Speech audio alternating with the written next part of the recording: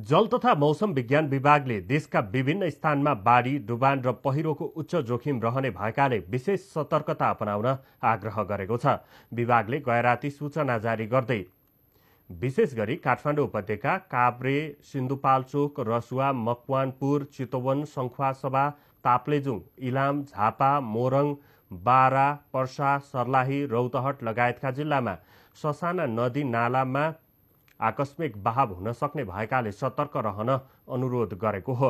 बंगालको खाडीमा विकसित न्यूनचापीय मौसमी प्रणाली भारतको ओडिसाबाट प्रवेश गरी मध्य भारततर्फ सरिरहेको र त्यसको प्रभावले आजदेखि 20 गतेसम्म नै कोशी, मधेस, बागमती, गण्डकी र लुम्बिनी प्रदेशमा मनसुनी गतिविधि सक्रिय हुने देखिएको विभागले जनाएको छ।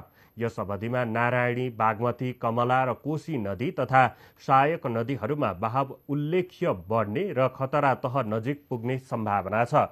साथै चुरे, महाभारत क्षेत्रका ससाना खोला नालामा आकस्मिक बहावको जोखिम पनि उच्च रहने विभागको भनाइ छ। नेपालमा मनसुन अझै समाप्त भइ नसकेकाले विभागले मौसम तथा बाढीको अवस्थाको नियमित अनुगमन गरिरहेको जनाएको छ। बाढी, डुबान, पहिरो र भूक्षयका साथै सडक तथा हवाई यातायात प्रभावित हुन सक्ने सम्भावनालाई ध्यानमा राखी विभागले विपद जोखिम न्यूनीकरण तथा व्यवस्थापनका सबै निकाय र नागरिकलाई पूर्व तयारीमा जुट्न अपिल गरेको छ।